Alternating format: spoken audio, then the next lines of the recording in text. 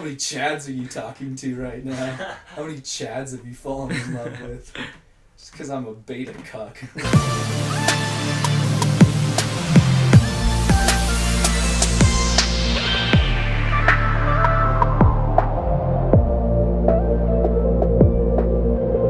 Welcome to the extremely low budget podcast. What's the number? 21. Maybe. Because last week was 20. Was it 20? Yes, you're right. Yes, 21. Episode 21. Sweet. I'm your host, Skinny Penis. I'm gonna remake your little image on this episode. Your name's gonna be Skinny Penis. Yeah. No, you won't. No, I won't. If I'm you too introduce lazy. yourself like that to everybody, they think you're dominant. No, yeah. Yeah. What if I immediately introduce myself after you as Thick Penis? Might have some issues there. Some discrepancies between the names. But Well, speaking of penis, this is the episode of Love. that's right. The Valentine's Day themed. Nice. Love is in the air, and penis is on the lips. Yeah. Oh my god. We've each selected what we believe to be the perfect Valentine's Day film. Well, I'll just say, I don't think that's how I pitched it to you guys, but No. mine Not really. is the perfect Valentine's film because it's the second movie on the podcast where someone hangs dong. True. That is true. See? It's not as clear, No? but But it there happens. is dong hanging in this, yes. Is this really only the second one? Yeah. We need to watch more movies with dongs. What We the had heck? Mandy and I realized that we could have done Mandy as our romance movie. it's a little weird though. Oh, just a little weird. Not typically your Valentine's And we Day. could have done The Room as a romance movie. I think The Room deserves its own Yeah, special for sure. episode. Some of them were kind of a stretch, so. In a way, I feel like we all picked kind of almost anti-Valentine's Day films. They're very untraditional love stories. See, the thing is, like, we're not chick flick kind of. 'Tis Yeah, true. so- Yeah. I don't know. Yeah. There's happy moments in some of them. All of them. I mean, especially mine is like not a romance movie at all. Yours has the happiest ending. It does have the happiest Definitely. ending, but it's not a romance movie. No. He says it is. I know he does. That's why I picked it. Also, for the sake of the podcast, it is. Yeah, Alex I'd say has the most. No, maybe it does have the most downer ending. A little bit. I feel like my movie and Alex's movie were like cut from the same vein. They were so. Really, when I was watching Alex's movie, I was like, man, this just makes me want to watch my movie. Yeah, Because they're very similar. I think yours is the hardest because the whole movie, there's like a sad theme Mm-hmm. behind it all. So there's all this like happy stuff, but you're like, I'm supposed to be feeling sad right now. So who wants to talk first? I think we should save Derek's for last. Okay. So me or you?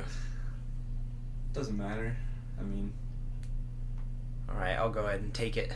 My movie was Eternal Sunshine of the Spotless Mind. Yeah. Um, The only movie I didn't watch in preparation for this podcast. Derek's awful. I've seen it before. He saw it like so long ago, It was like and I was like, "Tell me about A year and a half it." ago was the last time I had seen it. I was like, "Tell me about it," and he like very vaguely gave some small buzzwords that matched the movie. So the movie goes like this, very brief. Give me a plot by plot, but not an in-depth plot by plot. So the movie opens on like a slow fade in of the movie picks up with Jim Carrey waking up, and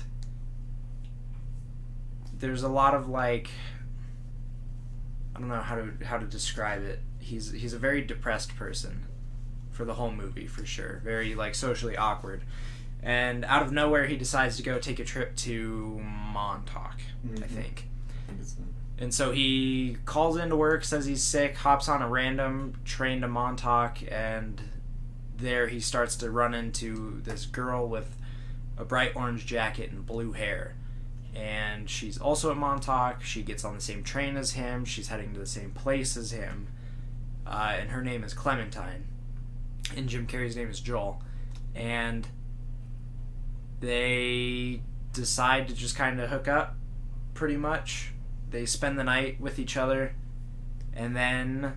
And I guess the whole time Joel's really not feeling like he wants to, but he does. Right. I guess. He's uncomfortable with it, but he wants to do it. Yeah. Essentially. Mm-hmm. That's just because he's such a introverted person, and she's pretty extroverted. And then the movie kind of smash cuts to a scene of him crying in his car, driving at night, and you go, "What's going on?" And he goes to bed. Yeah, he goes to bed, and a group of people, which would be Mark Ruffalo and Elijah Wood, they both show up at his house, and they are Elijah Wood is in this movie? It's something you would have known if you had seen it. No way. I Yes. feel like I should remember his big blue eyes that we talked about last episode.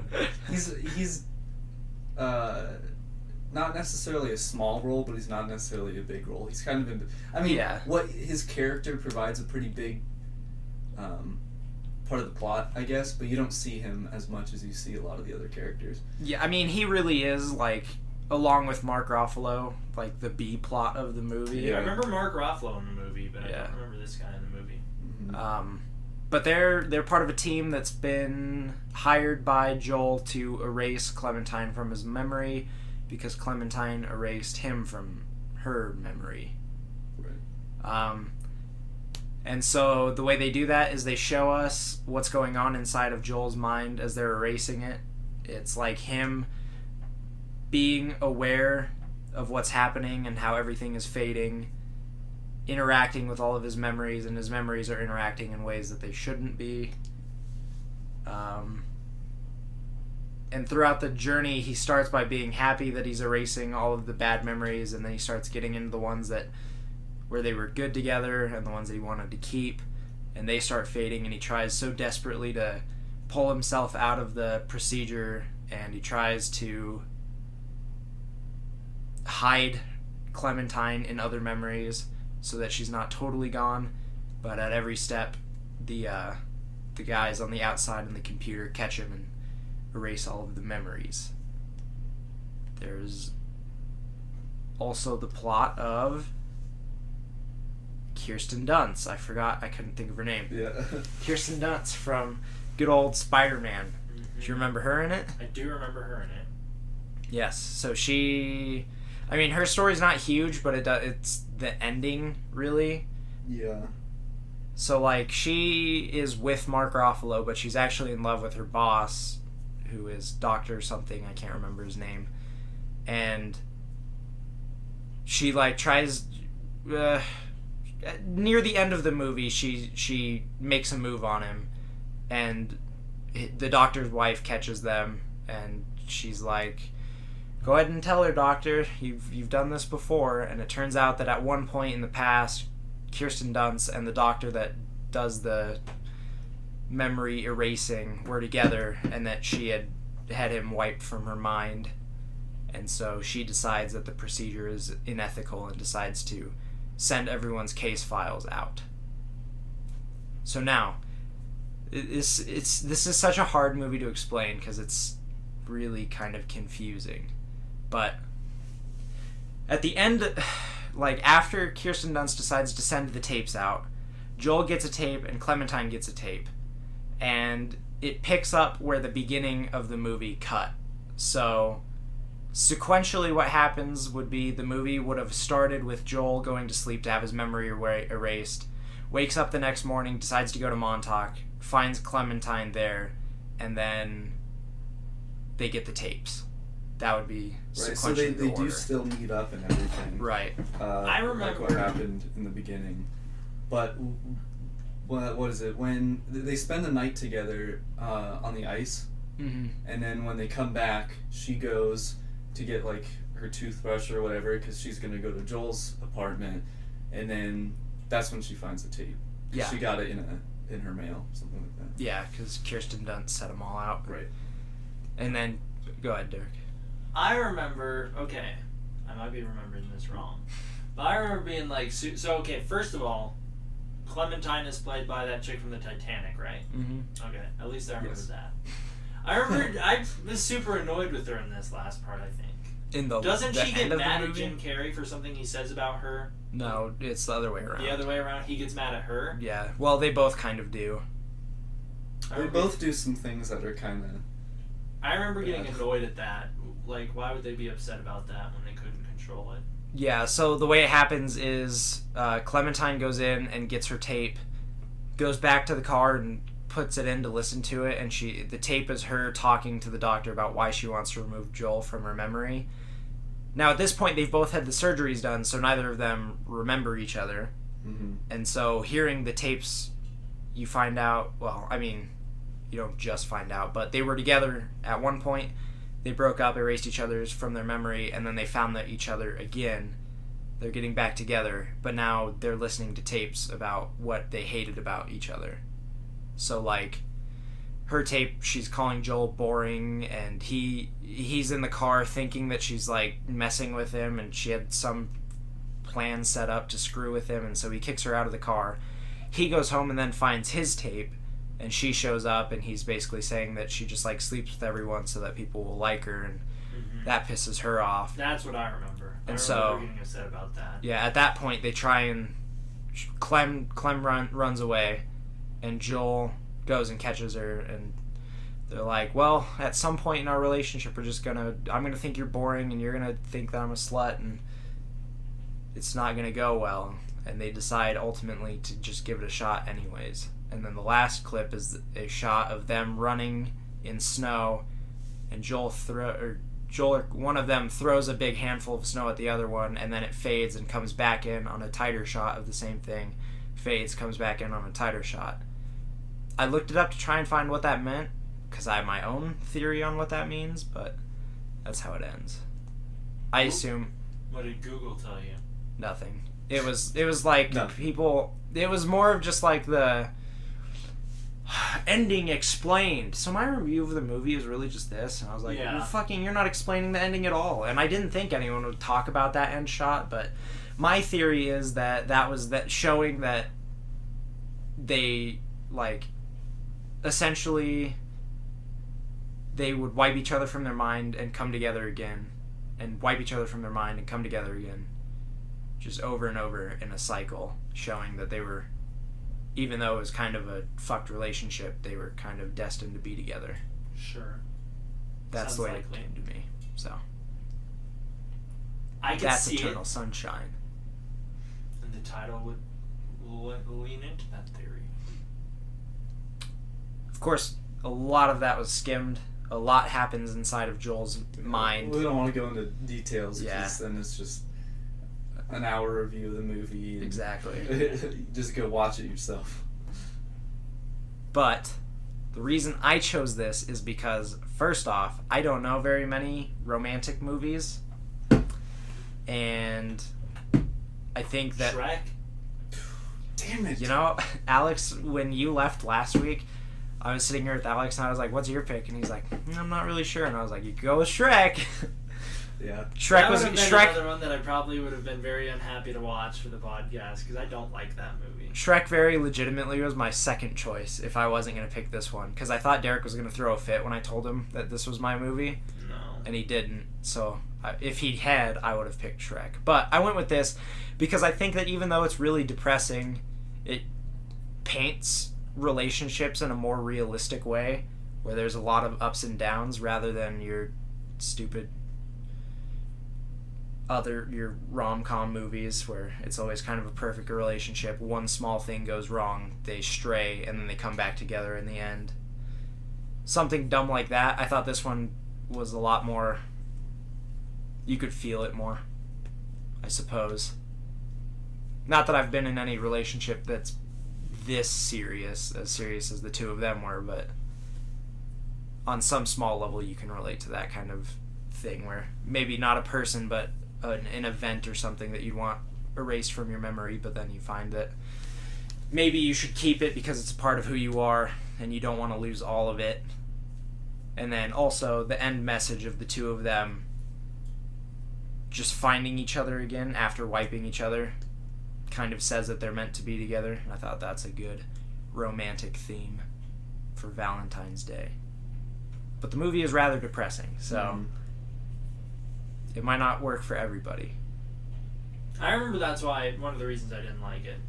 Well, first of all, I just think it's a confusing movie. Maybe I wouldn't think it was as confusing now that I'm a bit older. Yeah, But probably I not. swear, I really legitimately watched this movie like a year ago, and I still didn't like it. It was not a year ago. I really think that if you would sit down and watch it, like start to finish, I may have explained it and confused people. It's really not an easy concept to describe, but when you watch it, I think it's clear. Did you get it? Yeah, the ending, like when I didn't expect the whole thing when he went on the train. I guess I don't know. I guess that wouldn't be that wouldn't be the same day. But I don't know.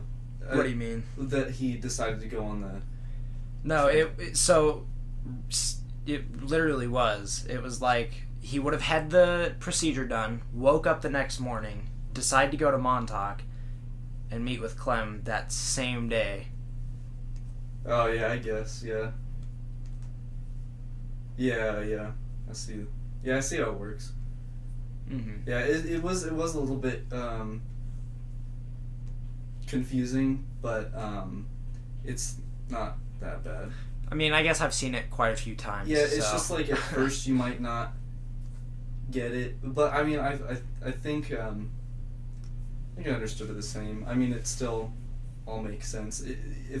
If you don't understand the timeline perfectly, the movie still makes sense. Right. So it doesn't really matter. I mean, the whole message of the movie isn't about the timeline, so necessarily. Exactly.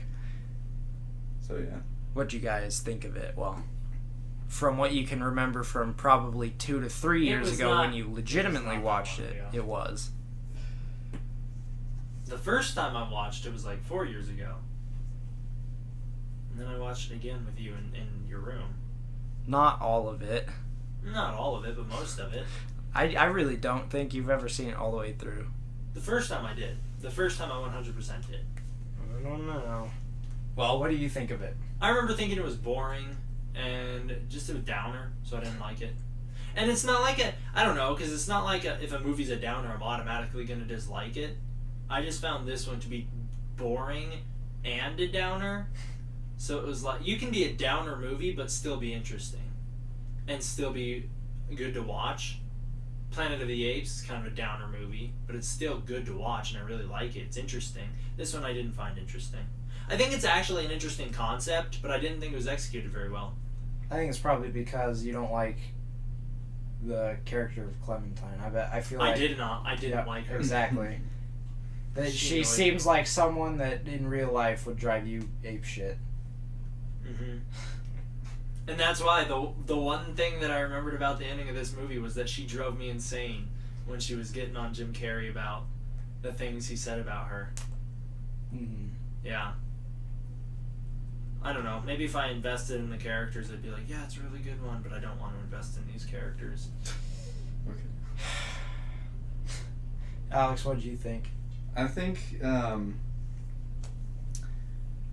if you've never watched this movie, it's definitely worth it. Especially now that we spoiled it for you.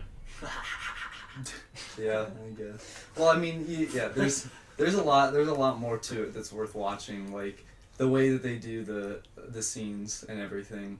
Mm-hmm. There's a lot of cool like visual bits. Yeah, in it. I do specifically remember a specific scene with Jim Carrey in a sink, right? Yeah. In the kitchen. Mm-hmm. I won't get too into it, but I do specifically remember liking that scene, thinking that was pretty cool. I think a lot of the shots where he's remembering people, and then as they start to erase the memory, their faces like morph into just a like blob. Did you notice Yeah. when he went to the bookstore and all the books were going white Mhm. and disappearing? I really liked that. Yeah. Because he was forgetting the... well, I mean, he doesn't remember what all the books are on the shelf, so Mhm. you just see white covers and they're all disappearing. That was a really cool, subtle thing that they didn't need to do, but if you notice it, it's really good. I don't know. Yeah, there's also that line at the end of the movie where it was the night that him and Clementine met for the very first time, and they broke into that person's house. Mm-hmm. And after he leaves, she's like, "You should come back in," and he goes, "I can't. There's no memory left. This is where it ended." Mm-hmm. So there's like nothing left in there. I thought that was cool. Yeah. But, I mean, I just think that when you get as good and bad memories, they do a good job. So I think if you've never watched it before, it's really good. It's really good the first time. I don't know about if you were to watch it again and again. You might have to wait a little bit. Otherwise, you kind of know what's going on, and it's not quite as I watch it all the time. emotional, maybe. But yeah, if you've never watched it, watching it for the first time, it'll probably be pretty good. I think another reason I disliked this movie was that I found it to be quite unsatisfying. What do you mean? You spend the whole movie rooting for Jim Carrey to make it out of his memories and with some intact, and then he fails, and it's just not very satisfying. That's kind of the point, though. Yeah. Well, I know that's- that's the point, but I didn't... Usually why a lot of the times when I like a movie, it's because it breaks your like satisfaction. It's Yeah, it's not a happy ending. But in this case, it kind of felt like a waste of time. Because he doesn't accomplish anything by erasing his memories. He winds up right in square one. But the ending wouldn't have worked if he had kept some of his memory, because then he would have known who Clementine was. And when they find each other, it's not as... Sure, it's not as impactful, but even you said it, they're doomed to be in this cycle. It's not a very great cycle to wind up in. Well, that was just speculation. They might not be doomed in the cycle. Now that they know what each other thought of them the whole time, they might work to not do that, and the relationship could be better. Depends on how you view it. I viewed it in the darker ending, where they never really got it right, and it just kept happening over and over. Here's an example of a movie with a similar idea. It presents you with the cycle, and it ends on a downer note, but I think it does it impactfully, is the new Godzilla anime series. How did I know? I should have put money on it that's exactly Because what he was going to say. This is exactly how it goes. You're presented with the idea that humans are doomed to repeat the cycle of build up civilization. They'll push it too far, then nature will push back, and then there will be nothing left. Then there will be, almost nothing left. The almost nothing will then grow. They'll hate whatever destroyed them the first time. They'll build up technology to fight it. That technology will create something worse, and it'll just keep going in a circle. Okay. The ending of the movie, the main character kills himself because he's the last person that harbors hatred. So he knows if he's gone, then he can end the cycle. I think that's a pretty unsatisfying ending because you've spent the whole 3 movies rooting for him to win, and he doesn't. But he breaks the cycle in the end. Ultimately, he does wind up in this point where now in the after credit scene we find out that humanity does prosper without him. Without their hatred, humanity can survive. In a movie like this, you spend the whole time rooting for Jim Carrey. He fails, so then you go, okay, well now we're going to get a happier ending. And it really isn't a happier, or not even just a happier ending, but we're going to break the cycle. But then they get back into it, and like the first thing they do together is fight. No. Yeah, they do. They argue about their tapes. It's such a what would you do? There's no way of knowing what someone would actually like. That's just a circumstance that no one's ever had to deal with. You hear a tape of a person that you've never met, but it turns out you've known them forever, and you're talking about all the negative things about them, but I probably wouldn't have had them meet again. I don't know. Well, then would've it's been making out with his completely memories. worthless. I don't know. I don't think it's good. I don't think it's a good... The problem with what you were saying about the cycle is that's what Kyle said. The movie never said that it's a Yeah. cycle. It's just my interpretation of Yeah. the end It shot. happens It's literally again. the end Well, I scene. dislike your interpretation of the end shot. Well, That's fine. fine. It's up for Because- interpretation. See, I It dislike ruins- I dislike the ending of your movie, of your anime, where Because it's a big happy ending. Even it's though not a happy I ending. know, even though he kills himself, it is a happy ending because humanity it's fine. In a sense. I mean, they wind up as like they have to live underground all by themselves, But they get to live. but they But get to live. that's not. I'm not talking about the conditions. The conditions of how they're living doesn't matter. You said that They're not very. they're prosperous because it's like a almost utopian. No, it's not a utopia. If they have no hate, then it's a utopia. But they also have no love anymore. What the hell? They basically have to They basically get rid of all their emotions, and then they just live in acceptance. But they get to live. They do get to live. The dark ending would be they all die, I guess. I mean, all of humanity dies. They are not technically human anymore. Okay, let me smack you with this one. Let me hear it. You just saw. I just watched all the Planet of the Apes movies, Right, and I you were haven't seen there. those. You were there for when they were talking about the original concept for battle, right? Sure, yeah. So, Yes. Planet of the Apes. Taylor lands on the Planet of the Apes, Mhm. right? They destroy the Planet of the Apes. Mhm. The apes go back in time. Mm-hmm. The apes create the baby. Mhm. The baby rises to power and Mhm. overthrows humanity. Mm-hmm. Okay? So now that could have split two ways. The way it did go was that after that, humans and apes lived peacefully. In the other ending, it would have been the apes would have been the dominating society again, and there would have been no equality, and the cycle would have continued. Mm-hmm. Taylor would have landed on the planet again. He would have found that it was run by apes that are torturing humans. It would have just gone over and over again. Okay. I think that the one with the cycle is the better ending. The darker, more real ending. Then there's the other one where the apes and humans live happily ever after and they have a silly little war with some remaining humans. Do you see? Yeah, but I prefer the ending we got to those movies. Okay, so all that means is that you just have a different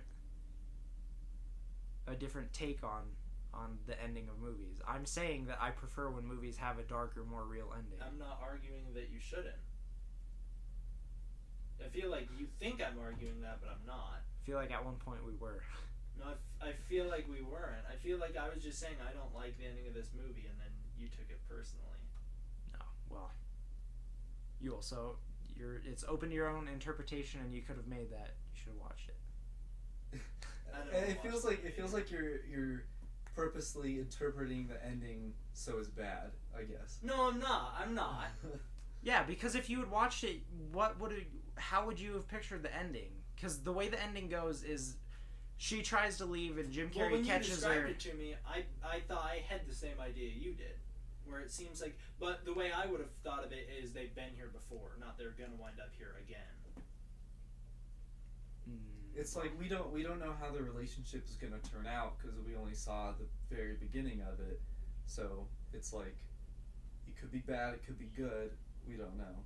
So it's like, you know. So you could root for them if you wanted to. Or, yeah, you But don't. they probably won't wind up together very well. And that's your opinion. All right, Alex. I chose the movie Her, Yeah. which I only watched a couple times before. Oh, so you've seen it at least more than once before this? One time all the way through. I think the second time I didn't watch it all the way through. But in general, what I like about this movie is how it's not your typical love story. No. I don't remember it being 2 hours long. I'll say that right off the bat. I remember it being a little shorter. But yeah, I mean, there's not a whole lot to say about it. You get your main character, Theodore. Joaquin Phoenix, Yeah. the Did Joker. not recognize him. With that it's the mustache. I It's could the not mustache. recognize him. I don't know who he is. I didn't- Anyways, it was he's the tough guy to- from Her for me right now. Yeah. It was tough at first to recognize Chris Pratt, too. Yeah, I he knew also it had a from the mustache. second I heard his voice. I The was like, voice, "Oh, Chris Pratt's in yeah. this The movie," voice. and then it was like, "Boom, yep, that's him." And then I think Bill Hader was the other one. When I heard the voice, I went, "Oh, Bill Hader." Was it Bill? I don't think it was Bill Hader. He was no, he wasn't a main character. He was one of the letter writers, but he was. Like, Then it might have been, yeah. It might have been Bill Hader. And when I heard the voice, I went, "Oh, I know that voice. That's a comedian." I feel like I would have noticed Bill Hader in it, but I don't remember now. perhaps not. Scarlett Johansson was the voice. I have issue with that. That one, I gotta, you issue picture with her every voice. time. Yeah, see, Because you picture her. that's the problem. No, it was Bill Hader. Really? All right. He was in there every time they were showing them writing letters. He was the guy who was also writing letters. Missed him. Interesting. Yeah, my issue with Scarlett Johansson is that I could just picture Scarlett Johansson. I would have preferred a voice that I didn't immediately recognize and someone that would have left my mind to make more of a picture for who he's talking to, but I didn't have a problem with it. Well, so you got Theodore as your main character. He's getting divorced. He had a wife. something we've all been through. Something we've all been through. Been divorced twice. He's hesitant to sign his divorce papers. He's having a bad time. I guess we're living in kind of a future where there's AI and better technology, but it's not really far into the future. Mm-hmm. So, I don't know. But it's kind of,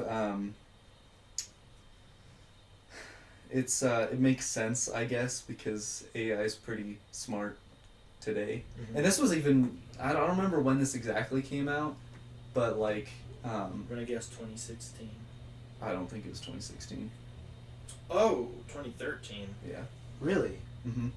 I did not. I was gonna say 2017. I freaking remember this as a real recent movie. Because you're probably thinking of the same one that I'm thinking of, that I still haven't figured out what I'm thinking of.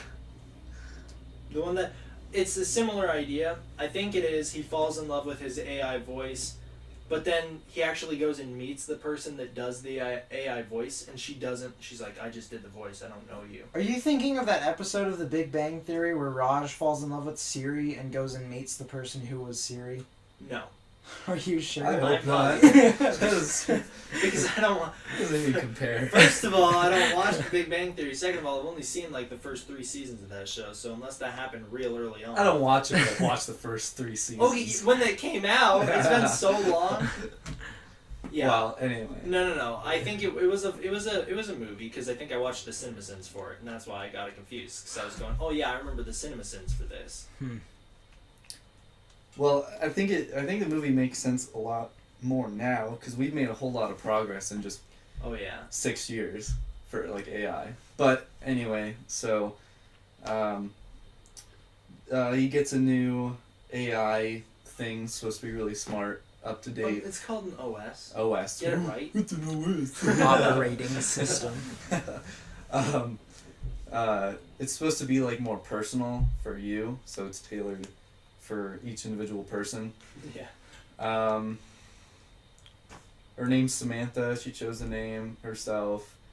It's got a unique voice, and he starts to fall in love with it. So, Which is not uncommon in this world. we do learn that it's not uncommon. At first, No, we do. It is uncommon. At first, it is uncommon, but then we learn that it's not because he meets what's her name, his friend that is falling in love with her OS. Amy Adams. Yeah. Yes. Oh, her character's name is Amy. Amy, it is Amy. That's Yeah, right. because- Yeah. I was thinking about that. I was like, oh, they just named her Amy because Yes. she is Amy. We learn that she's falling in love with her OS, and then we also find out. Well, I'll get to there in a bit, but No, but- It's uncommon for an OS to fall in love back with the human, I think. I don't think so. Because remember, he Well, but says we'll get to that. relationships with your OS are statistically insignificant. That's why this is so special that we have this connection. I think maybe she's talking about their relationship specifically. This movie also takes place over the course of a really long time. Like, probably a year, I would say. Something The like span that. of this movie is. But I mean, in general, like, over the course of the movie, they fall in love with each other.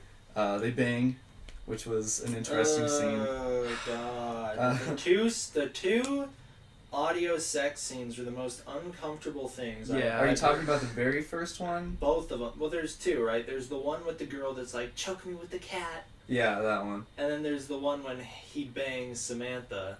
For the first time. He, Well, I guess I'm thinking about the one where he hires the no, girl. because they don't bang. Yeah, They that don't, one but there's wasn't also some the sexual tension. Yeah, but it's like specifically those freaking those like phone sex things. And the It's awkward like the and loud moaning. I had to turn my TV down. I know, because it's like I don't want them to keep I watching muted, porn on I my muted TV. my phone. To me, they're supposed to make you feel awkward because Yeah, they are absolutely, awkward. absolutely. And it's weird, but I don't Kristen know. Wiig played the cat girl. Really? I Yeah. didn't know that either. God damn. Anyway, I'm trying to think of some like highlights that there are. A little alien child. He tells him to F off on the VR chat. Yeah. Full female nudity of a pregnant woman. Oh Yes. yeah, that was weird. I forgot that happened. It's like one of the first things that happens too. Yeah. Let's see here. So, signs his divorce papers. well, yeah. So, I guess, is once he's starting to fall in love with her more. Well, and actually before that, we get Olivia Wilde. Yep. He goes on a date with her, Uh-huh. and he doesn't really want to Hey, it because ended very abruptly. yeah, she was kind of Mean. She was kind of mean. Because he didn't want to have sex, but then she was like, "You're real creepy," and then left. Yeah, Yeah. I was So, like creepy. She was really the bad one in that situation. So he was trying to be all nice about it and everything, but it is what it is. He wanted to be with his OS. So yeah, so I felt that was kind of one of the first things. Let's see what else. They go on. They do argue a couple times. I can't remember what the first argument they have is. I He's don't talking to remember, her. but I remember when it happened. I was like, "Oh no, Yeah. here we go. She's turning too human." Yeah, they kind of. She does turn a little too human. I can't picture it. I can't remember what they argued about. Yeah, I but- don't remember. I can only picture the second one. Yeah. No, Well, it was after they bang, right? The day after, he's like making breakfast cereal, and she's like, something about whatever, and he's like, just so you know, I'm not in a position to get serious. And she's like, oh really? Oh, Are we talking yeah. about what you want right now? Because I thought we were Yeah, talking about me and my yeah. problems. yeah. Is that alright with you, Cam? I was like, whoa, what's happening?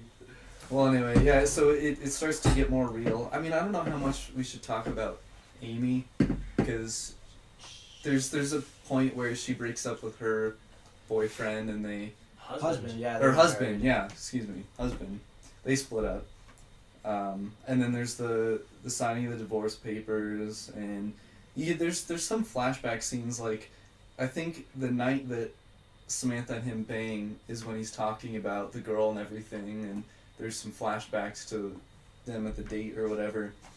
And then there's also one where after they sign the divorce papers with his wife, he's talking about her, and it's flashing back to like him looking at her and stuff when they're signing the papers. But yeah, I guess then there's the scene where she hires the girl to be Samantha, Mhm. and so she comes to his place and puts the earpiece in, and she's supposed to be the mole was dumb. mole It's like, was we dumb. get it. It's Scarlett Johansson. We get it. Okay. You didn't need to be like, I thought you didn't have a problem with it, but no, the mole. You remember that when they were like, put on the fake mole for me? Mhm. no, I guess I thought that was like, why did we? That was stupid. fine, whatever. But I guess he's uncomfortable with it because he thinks it's weird. No, it would be weird. Yeah. You said it was like prostitution. Yeah, but she's not getting paid for it. She wants to do And it. apparently, she only wanted to do it with them. Yeah, because she thought They were her. They she were her thought their couple. relationship was Pure. special, because when he doesn't want to do it and she runs to the bathroom, she's like, I wanted to be a part of you guys' relationship because I thought it was so sweet. Mm-hmm. I thought what you guys had was special. And so that kind of starts, their relationship starts to go on the rocks there because Samantha thought that's what he might have wanted and whatever. So that kind of happens. And then we start to learn that it's not as uncommon because there's the scene towards the very end where he tries to talk to her but she's not there, and he starts freaking out because he can't find her, and then she boots back up and he's like, oh, I thought you were gone or whatever, and she's like, oh no, we were just like doing an update or whatever, and he asks her how many other people she talks to like at that moment. She says, oh, 8,000 people. And he's like, how many of them are you in love with? And she says something like 600 of them. Mm-hmm. So that to me is not uncommon. 600 is a small number compared to 8,000. But that's also only one OS. Right. There's but more that's one OSs. OS. So you think about like Amy's OS or whatever. Right. But then there's that one scene where she's only talking to him. So that's where I think when they're talking about how it's statistically uncommon, it's because it's that specific relationship is so special or whatever. And then I totally missed that, if I'm honest. I totally thought she was talking to other OSs, not other human being people. I thought she was saying she was communicating with all the other OSs at the same time. That makes so much more sense why he would be upset. yeah. So at the end of the movie, the OSs decide that it's not a good idea to be in relationships with their humans. So all of them together decide to go away and leave. I don't know. It was kind of sad when she was like, he was like, "Where are you going?" And she's like, "Oh, I don't know, but if you get here, come find me." I was like, he's never gonna make it there. He's in some database somewhere. Yeah, I don't know. I thought it was a happy ending, honestly. Kind of, yeah. There's well, kind of a happy and sad ending because they won't be together anymore. Yeah. But happy because they don't have to go through that. But then they imply that like him and Amy are gonna wind up back together. Mm-hmm. I guess, yeah. And kind of through the movie, you're conditioned to be like, yeah, They're this gonna be is... the couple. Well, not that. That, like... I thought that. Well, yeah, I felt the tension between them. I was like, I could Yeah. see these two being Yeah. together, but it was more of like... You could see that on both ends of Samantha and... Guy, Joaquin Phoenix, Tom... Wait, No. Theodore. Theodore. I was like, Yes. that's not his name. Samantha and Theodore, on each end there were bits of it that they were unsure about, and it was like, obviously this can't last forever. He was uncomfortable, like she didn't have a body and that made her uncomfortable, that he could never physically feel her, Yeah. stuff like that. And when it came down to the end of it, it was like, yeah, kind of, you knew at some point it would have had to end. I guess really quickly, another thing that makes it seem that it's not uncommon is because there's people that you can hire to do that for you. Like Right, the and girl. there's also a lot of scenes where when he's walking, there's people talking to their OSs Yeah. on their phone. It's not explicitly stated that they're talking romantically. You just... So I guess up my to point to it is interpretation. that they make it feel like if you were to just say like you fell in love with an AI, you'd be like, that's weird. But the whole movie they make you feel like it's normal. Yeah, They it's normalize it so much, which it makes it weird but interesting. It's Yeah. The scene with Chris Pratt, I think, is like the most noticeable point of that, where you Chris talking about Pratt's the one like, with "What's the your girlfriend? picnic? Who's your no?" Before the Oh, picnic, before that. when he's like, "Who's your girlfriend?" and he's like, "My girlfriend's name is Samantha." And then he's like, "Cool, this girl's my girlfriend. Aren't we a great couple?" And then Joaquin Phoenix is just like, "My girlfriend's in OS." And then Chris Pratt's like, "Awesome, you want to go on a double date?" And I was like, Yeah. "Whoa, he was totally okay with that." Yeah. Didn't even phase him. I was gonna mention the picnic too because Samantha has like the line where she's like, "Oh, I actually like being an OS because now I'm not stuck in a body that's eventually gonna die." And you're like, Wow. Kind of makes you think, like, what would happen if they decided to stay and then He died. Theodore died? Yeah, what would happen to her? She'd probably talk to some other Yeah. I kept. Chad. Yeah, that's how I describe Joaquin Phoenix. I was like, man, what a Chad What he a was Chad. in this movie. How many Chads are you talking to right now? How many Chads have you fallen in love with? Just because I'm a beta cuck. I kept waiting for him Joaquin Phoenix, to take someone else's earpiece and put it in and find out that it was Samantha, but that didn't happen. I don't know if I would have liked that. Yeah. I was expecting, although I thought it was going to be like, she turned out to be kind of a bad guy, where she was like manipulating the people around him to keep the two of them together. So I thought she was going to be like getting into other people, like Amy Adams' AI, to be like, no, listen, yeah, no, this stuff doesn't happen. You should tell him that we're meant to be together because it doesn't happen often. And I thought it was going to be like, she was going to be like an overly obsessive, attached girlfriend, but that didn't wind up being the case. Which is probably for the better, because I would have thought that was dumb and predictable if that did happen. Yeah. So yeah,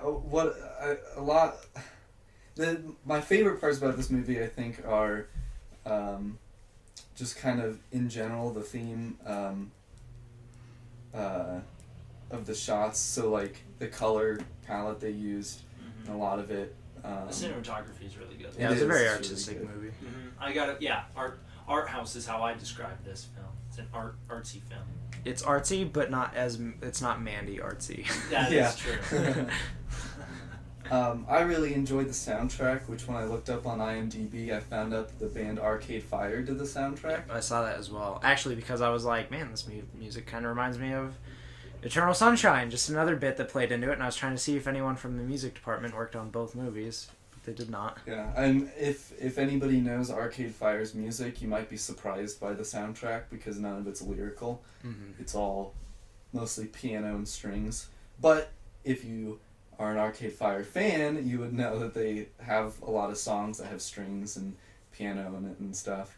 And they're kind of popular now. I have one of their old CDs that I've listened to, I think, from like 2012, where they're a little bit more, I want to say, kind of like not punk, but a little harder. But yeah, I was very surprised that they did the soundtrack, but I think they did a great job, and it kind of wanted me to look at some of their new albums, since I think they just came out with one like last year or something. I was curious, but yeah, I really like the soundtrack too. I had to say my favorite thing about the movie was whoever did the costuming for Joaquin Phoenix. They did such a good job of making him look like the world's most sympathetic man. You thought he looked sympathetic? Yeah, the whole time I was just like, man, I feel for this guy. I want the best for him. He just seems like such a genuine, nice guy. He's just such a good With actor. the glasses. I mean, having the whole time having to talk to, like, the That OS and did everything. strike. When I was watching, I was like, he is not talking to anybody right now. Yeah. Like, he had to walk around set doing that by himself. I think he was a very good actor. Yeah. In it. That's why I was like, yeah, I can see him having the ability to pull off the Joker. If he can pull off this, he just has to do a deranged version of it now. Yeah, there's a lot of good acting in it. Mm-hmm. Mm-hmm. All the actors were good in this movie, and it had Yeah. a pretty A-list cast. I'd say. I thought they had. I mean, Chris Pratt is obviously a big actor, And and then like they had all the cameos from other big. I mean, Amy Adams, Kristen Wiig was in here. Bill Hader was in here. but They you had know, all- you know, but they what's, weren't like big parts. you know what's interesting is that Olivia Wilde.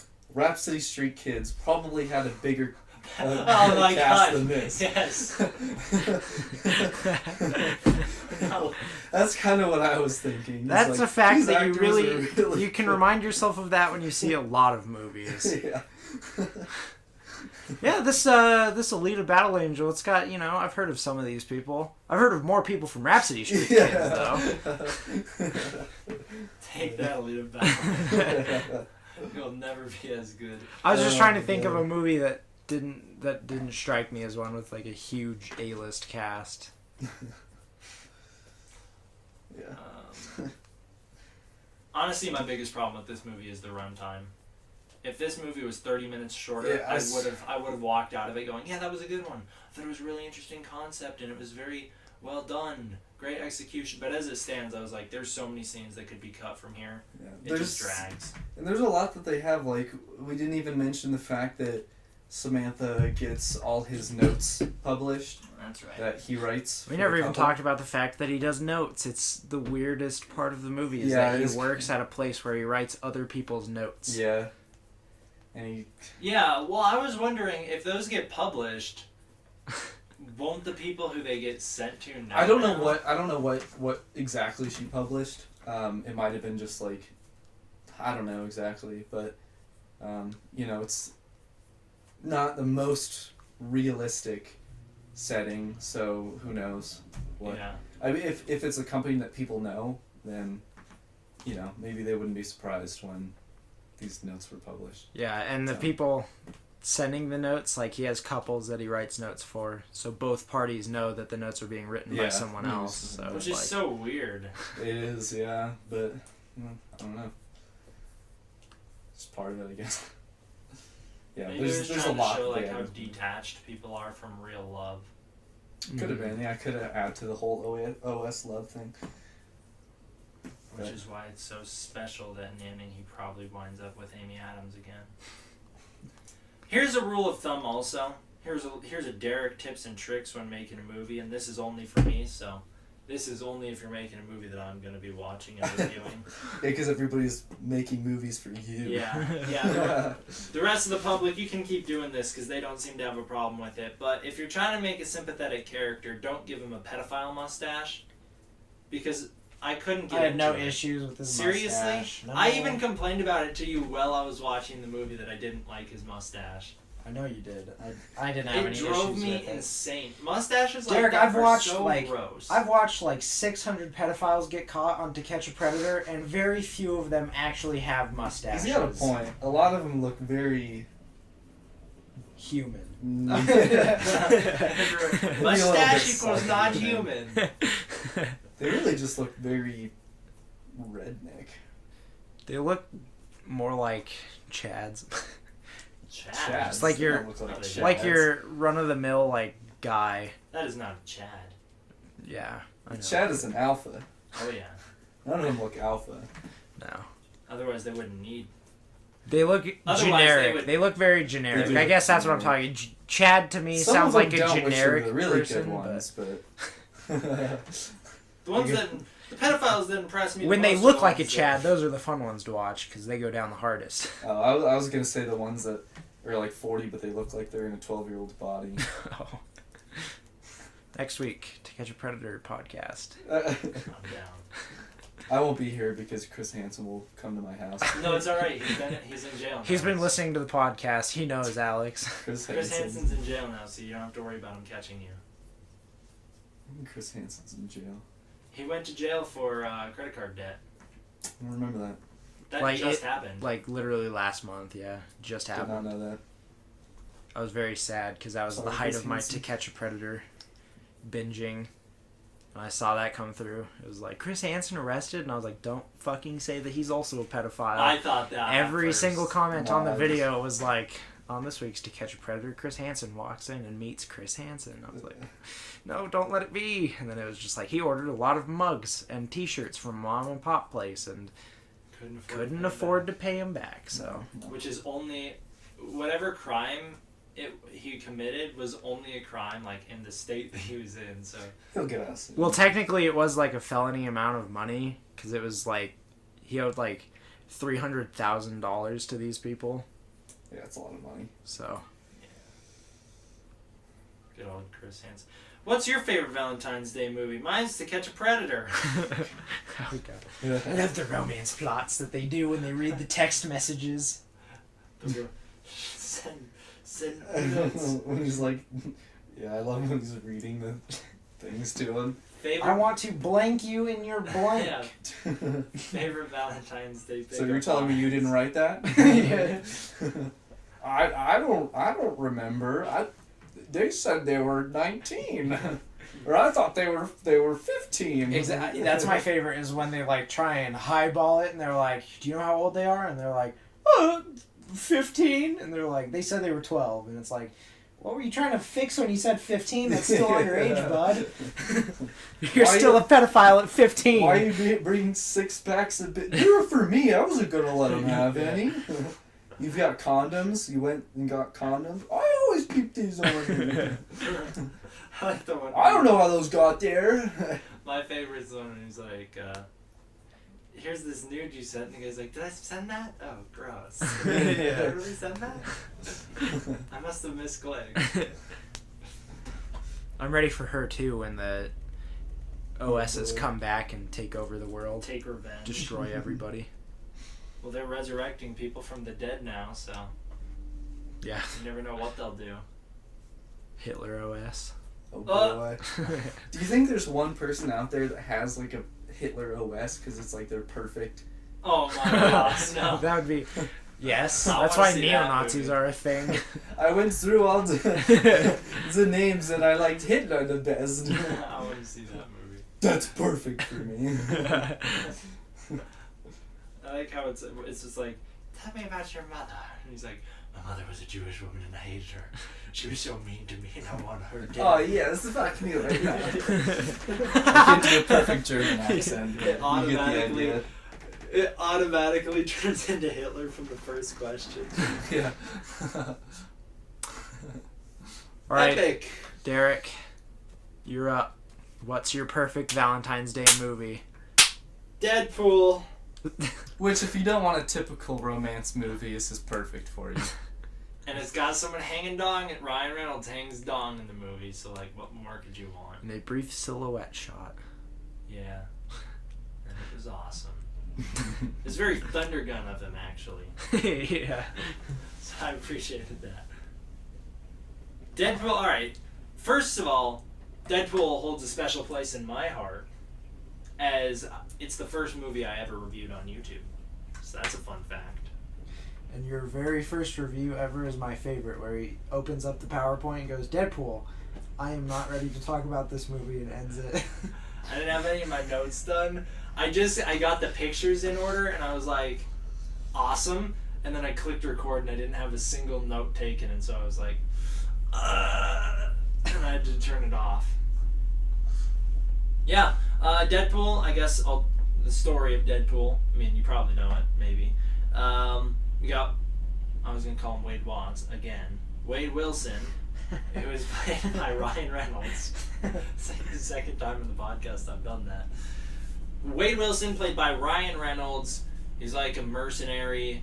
He was this like special forces officer, but he's retired now. He's just kind of beats up thugs, and that's his job. He falls in love with this girl named Vanessa that he meets at this bar, and she was a prostitute, and then now she's not because they're in love, and they have a great relationship for about a year, and then all of a sudden they find out that he has late stage terminal cancer in like his brain and all these other places, and so he's gonna die. And so he packs up and leaves because he doesn't want her. What is happening right It's now? like a train going by. Okay, so he packs up and leaves. Welcome to my room, guys. This is what it's like.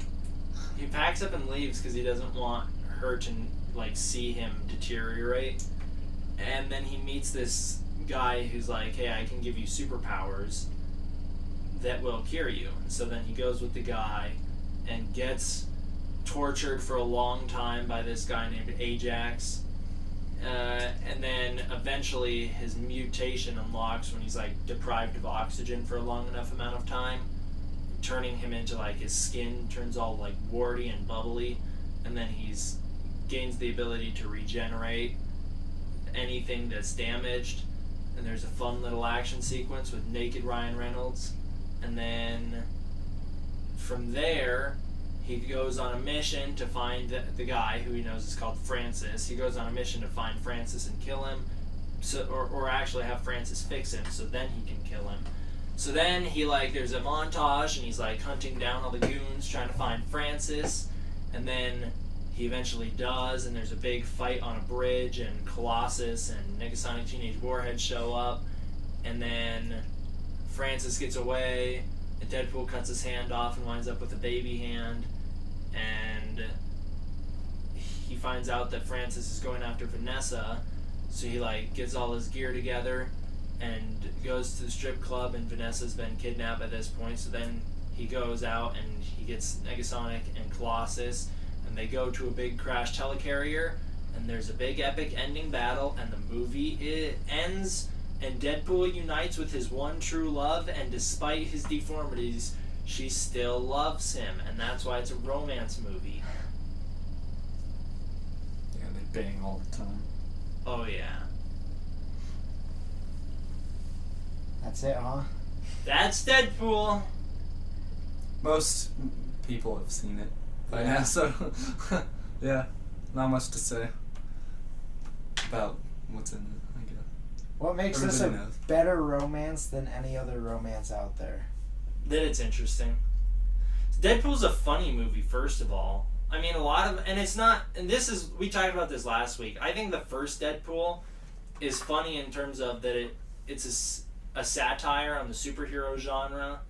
And so it like flips the genre on its head and it pokes fun at it, but it doesn't go so far to the point where it's too much of a parody of itself, which I think happens in the sequel. So I think the first movie's sense of humor is really clever and fun.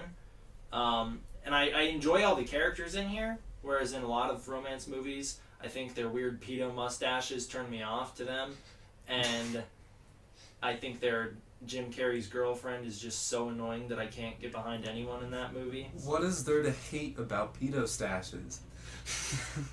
I don't get it. Yeah, the mustache doesn't molest the kids. But it's involved in it. I don't know. I love pedo stashes. Can we get that as the cold open? What was the cold open last week? Something you said. You're supposed to watch it. It was something about the cult leader's dong. Oh no. It was you. You said it. I like the characters in this movie. I like the soundtrack in this movie. I think the action is great. The CGI could be better in a lot of places, but I give it a pass because it's a pretty limited budget, and it also doesn't look bad. It just could be better. I think this movie's awesome. I very much enjoy the soundtrack too. Just slipping that in there. Yeah. Is that all there is to say? You talk, Kyle. You say something about the movie. About Deadpool Uh-huh. and why it's a romance movie. We don't have to talk about why it's a romance movie. Everyone knows why it's a romance movie. Yeah, you just explained it. There's a love storyline, okay? Deadpool and Vanessa find love, and despite their differences, they come together, and then he gets deformed and runs away, and then they find love again.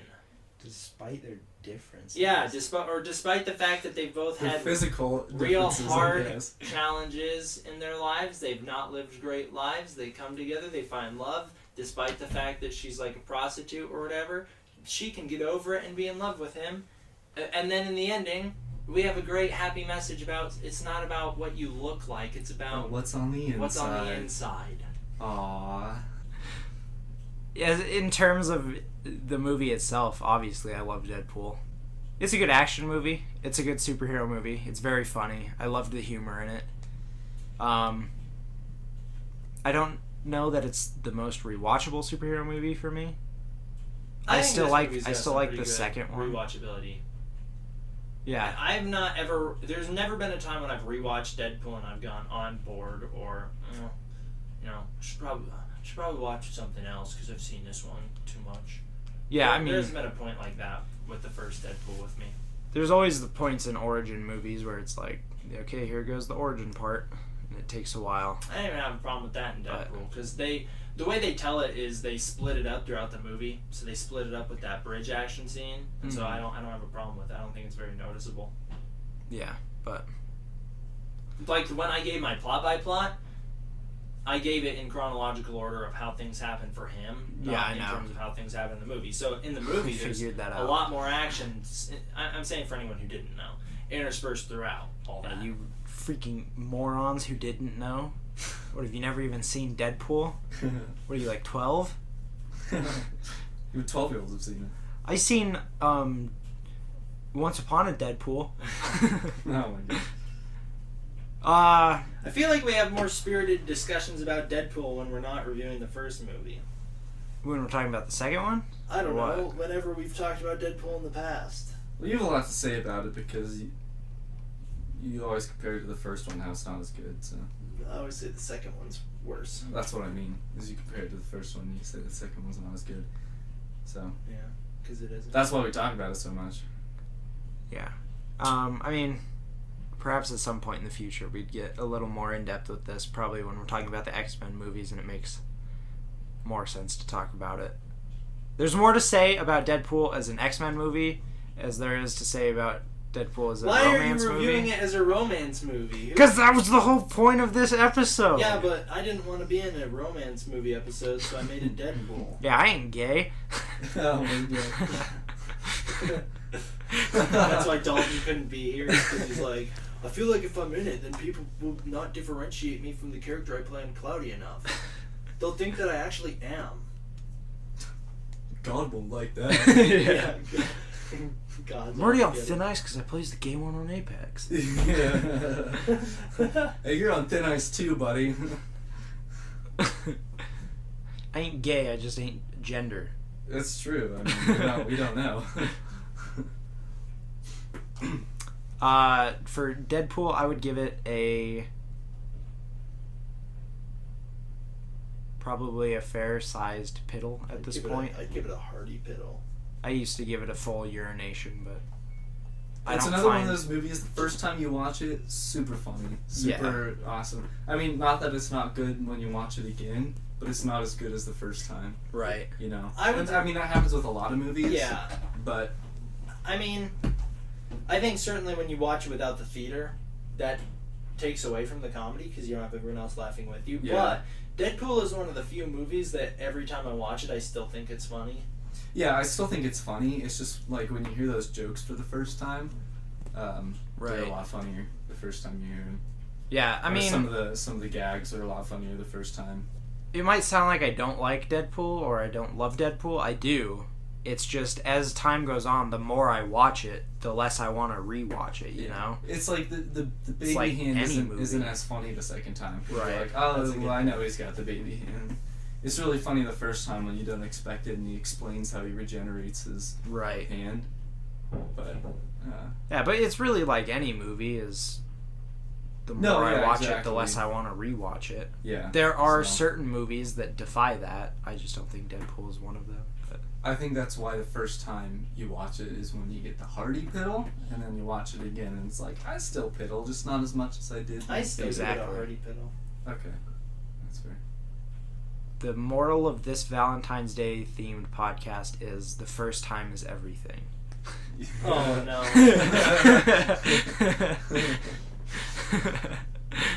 First time's the best time.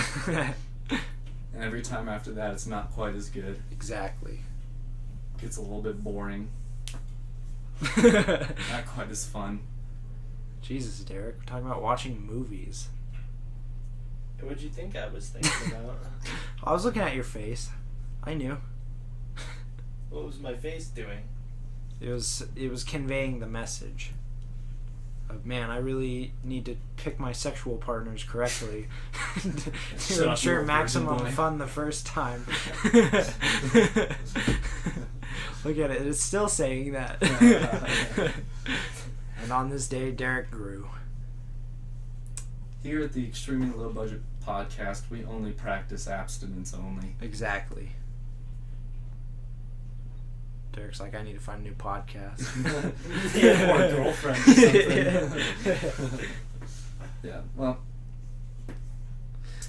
I think Deadpool's a good pick if you don't like any kind of romantic movies, I guess. If you're like, I want to celebrate Valentine's Day with my girlfriend, but we both don't like romantic films. Yeah, you What are can't we be gonna like watch? you can't be like the boyfriend that's like, she's like, I want to watch a romance movie, and then you turn on Deadpool expecting Yeah. her to be into it. You have to let her know first. You can't be like, I'm gonna drop this bombshell on her halfway through the movie, and it's like, oh, this isn't a romance. Here's the deal: if you're in a relationship and you both want to watch film on Valentine's Day, watch 2. Watch Eternal Sunshine of the Spotless Mind, and then watch Deadpool. And You'll both be happy. don't watch Her, because that'll take up so much time that by the time it's over, Yeah. you won't want to watch You're gonna have to both mutually agree on Her. If you're a man that thinks you would enjoy Her, and you're a woman that thinks you would enjoy Her, then you both can come together and watch Her, and not watch Deadpool or Eternal Sunshine of the Spotless Mind until next year, because then you would have already watched Her. So, or maybe just watch Her next year. Watch all 3 of these movies. They're all 3 pretty good in their own way. Would you watch Her with a significant other? Yeah, I think especially if they'd never seen it before, and I think that they would like it, I would be like, let's give this a shot, and then have them watch it. Or you can turn on that episode of The Big Bang Theory and see it on. That's like a quarter of the time. Exactly. Same idea. I don't think that's what I'm thinking of. I really hope it's not. I hope it is. I hope you've just discovered internally that there's an internal Derek that loves The Big Bang Theory and is fighting to get out and is like, remember this episode? Is pushing it to the front of your mind. But like, Do you remember the episode though? no, I don't. Well, I don't remember the episode first of all, and I don't remember being like, oh, that other movie that I think Her is good. I remember being like, oh, I watched the CinemaSins for it, and that was all I remembered about it. Do you remember any of the actors or anything? I don't remember a single thing about it other than that it was a fairly similar plot. Did you watch the CinemaSins for Her? Probably at some point if they made one. Maybe that's what you're thinking of. I looked up. Why do I remember the ending being so drastically different than what it is in the movie Her? I looked up more like the movie Her, and it says Transcendence, The Master, Adaptation, American Beauty, Where the Wild Things Are, Lost in Translation, and Boyhood. Boyhood, I saw that one. What is even Boyhood? That was a weird movie. It was like filmed over the course of 12 years. 13. Oh God, sorry. Why Her is the best film of the year, 2013.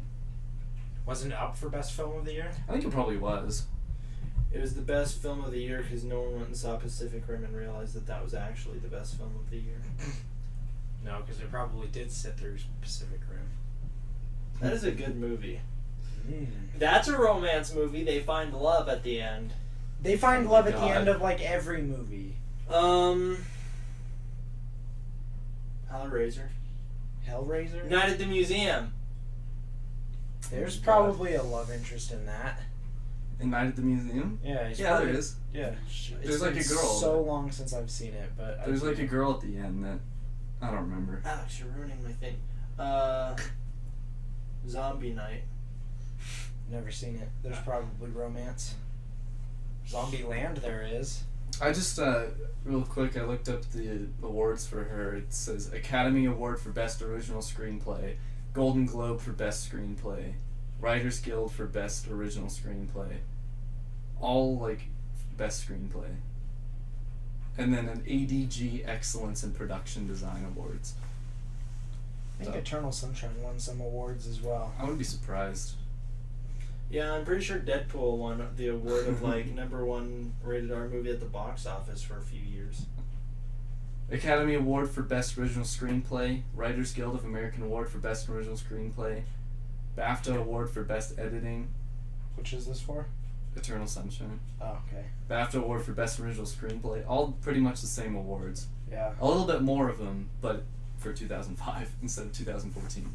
Yeah, IMDb said that mine was the best by like 3 points, and yours were both dead even. MTV Movie Awards for Best Fights, MTV Award for Best Comedy, Critics' Choice Movie Award for Best something or another. Nickelodeon Teen Choice Awards. Yeah. Did get the Teen Slime. Choice Awards. The People's Choice Awards, another Teen's Choice Award. Slime-tastic Can they, film. that's rated R. Can they even do a teens? Well, it says Teen's Choice Awards twice. You only have to be 17 I to know, watch but Rated that's R by yourself. 17, 18, 19. That's 3 years. Teen That's Choice 15. Awards For hissy fit films? What? I don't even know what that means. It's that Good part in Deadpool when there was hissy fits. Teen Choice Awards for action adventure movies. Let me look up Teen Choice Award. Hissy fit. Hissy fit. Teen Choice Award. Hissy fit film is awarded to actors of any gender for their performance in an on-screen meltdown. Who has an on-screen meltdown in Deadpool? The part where I guess. Deadpool goes, "Motherfucker." That does it. Did it win all of those Having a awards? memorable It won all meltdown. of those. Yeah, what memorable meltdowns? It was T.J. Miller when he was like, "Oh, I'm never gonna win the Deadpool." And they were like, "It's perfect." I'll tell you the most memorable meltdown.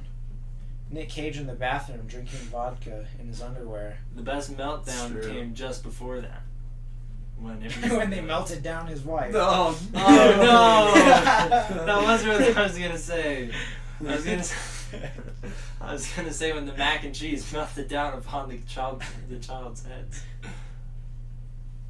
Or when the cult leader had a meltdown about his average sized peen. And he Lots of couldn't good even do that. meltdowns in Mandy. How come that didn't win the Hissy Fit Awards? I mean, that was 7. rated R alongside Deadpool. And they both hang dong. And they both hang dong. Only so two it's- movies on the podcast to hang dong. I guess the thing is, what can't you get in a rated R movie if you have a parent's permission? Yeah. Or is it? Yeah. So 21 years or older. yeah. So I guess it's fair, but also, I don't know if they should necessarily be trying to promote the movie to children. Be like, Hey man, quit arguing with it. Disney says they're making R-rated movies. So I don't know. We can I be mean, happy. me personally, They said it. Disney said. Why do you That think they're they put making out Once R-rated Upon a movies. Deadpool? Because they were trying to see if it would work, and it did. Not. It did. People went and saw it. Lowest grossing Deadpool film. Yeah. Okay, yeah, technically. They made a statement saying that they're going to make rated R movies. I feel like they won't.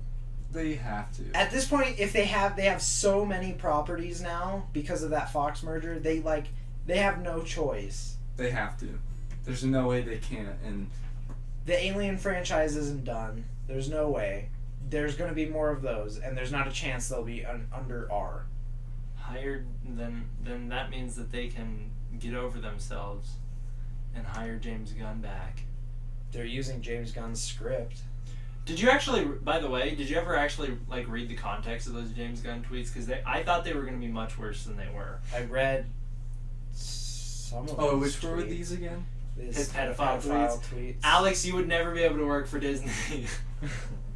I'm not a pedophile. I just think your child is really cute.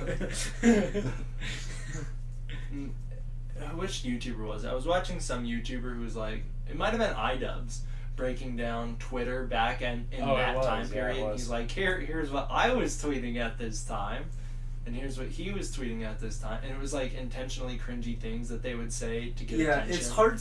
it's hard to gauge that stuff though, because when you're talking about iDubbbz, you see it and you're like, oh, this guy's almost like a comedian in a way, you know. But when you see somebody else do it that doesn't usually, you're like, that's But- kind of weird. but it was back then, he at did. the time, James Gunn was trying to be a shock. sure, comic. yeah. I mean, I don't know because I don't remember these, but like, They weren't that bad, honestly. yeah, I seem to remember. It was like switch I don't out the. It remember. was like ruin a children's book, like, you know, when you switch one of the words in the titles to ruin a children's book, and he'd make all of them like pedophile jokes. Well, yeah, I He mean, was getting in yeah. trouble for it. So like when if he's big now and he's like doing really serious tweets and stuff, if you pull those back up, of course they're gonna be like, that's a little weird. Yeah, because they're taken But- out of context. Yeah, but Yeah. no, you're right. Let the record One show of them, that. one of them was also like him saying he was in the theater watching a movie and he was like, it was so good I wanted to face fuck the kid next to me. And it was So like, that's a weird one that I wouldn't defend. well, it's a weird statement, but it's clearly not. It wasn't true. It wasn't like he was sitting there and he's like, the movie made me sexually aroused. to Maybe the he kid was sitting watching next to her me." and it was during the phone sex Yeah, scene. it could have been. Is this podcast still going, or have we ended it? I don't know. It's still going. Why are we talking about this? How long is it now? Should we wrap it up? Yeah. We're at about an hour and a half. Let's wrap it up. Take it away, Derek. Wrap it up, because it's Valentine's Day. Get it? Wrap Oh, it up. I got one in there. one naughty joke in. All right, that's that. Wait, hold on. I almost skipped it again. You almost did. Which one of the three was your favorite Valentine's Day movie? And who do you give the Hissy Fit Award to? What character and what movie would you give What's the your Hissy Fit favorite Award? Valentine's Day movie? Yeah, what would you watch on Valentine's Day? Yeah, we need 51st options for dates. next year.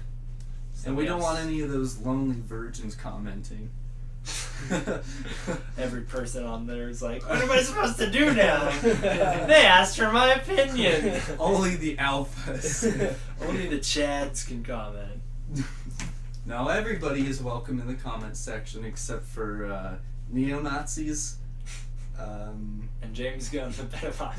James Gunn. Everybody else is welcome. Whoa! Okay, except, well, I want to say except pedophiles, but that...